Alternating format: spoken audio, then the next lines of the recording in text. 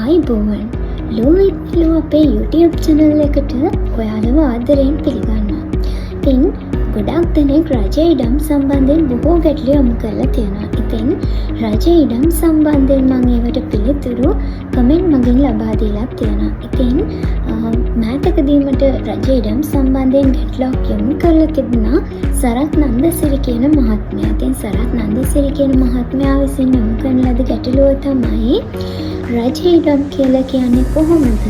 එම ඉඩම ගැසට් කරලා නැත්නම් ඒක රජ ඉඩමක් නෙවෙයිද යන්න පහදා දෙන්න කියන කාරණා.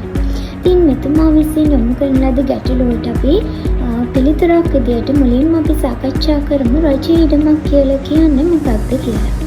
රජ ඉඩමක් කියලා කියන්නේ ඉඩම් ප්‍රතිසංස්කරණ පනත, රජ ඉඩම් ආඥා පනත, ඒ වගේම වෙනත් නීති රීති යටතේ රජය සතු වන ඉඩමකට අපි කියනවා රජ ඉඩමක් කියලා. එතකොට රජයෙන් ඉඩම් පුද්ගලික පරිහරණය සඳහා ලබා දීමට හැකියාවක් තියෙනවා. විශේෂයෙන්ම දීමනා පත්‍ර, අවසර පත්‍ර සහ බදු පදනම යටතේ රජය විසින් පුද්ගලයන්ට පුද්ගලික පරිහරණය සඳහා රජ ඉඩම් ලබා දීලා තියෙනවා.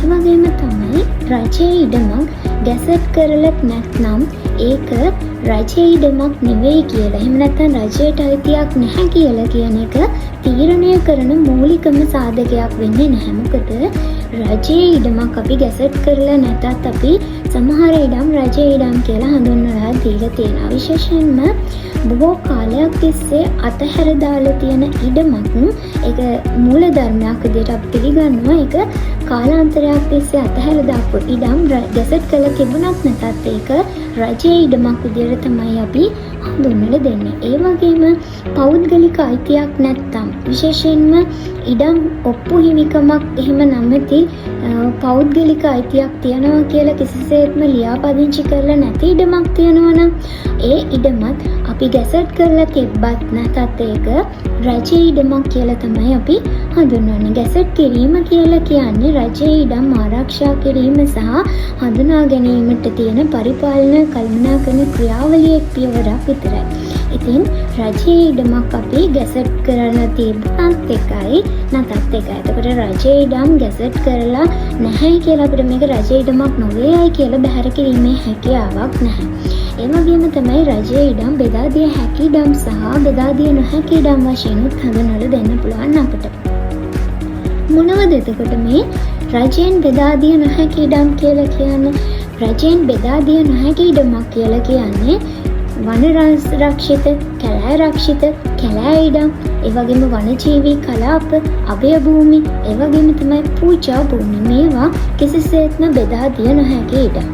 එතකොට රජයෙන් ඇතැම් කාලවලදී පුද්ගලයන්ට බදු පදනම මත රජ ඉඩම් ලබා දීම සිද්ධ කරනවා. එය පුවත්පත් මගින් දැනුම් දීලා ඔයගලන්ට අයදුම් කිරීමේ හැකියාවක් තියෙනවා. එතකොට අන්න එහෙම රජ ඉඩමක් බදු පදනම මත ගන්නෙ කොහොමද? එතකොට අවසර පත්‍රයක් ලබා ගන්නෙ කොහොමද? මේ වගේ බොහෝ කාරණා රජ ඉඩම් සම්බන්ධයෙන් බොහෝ දෙනෙක්ට තියෙනවා.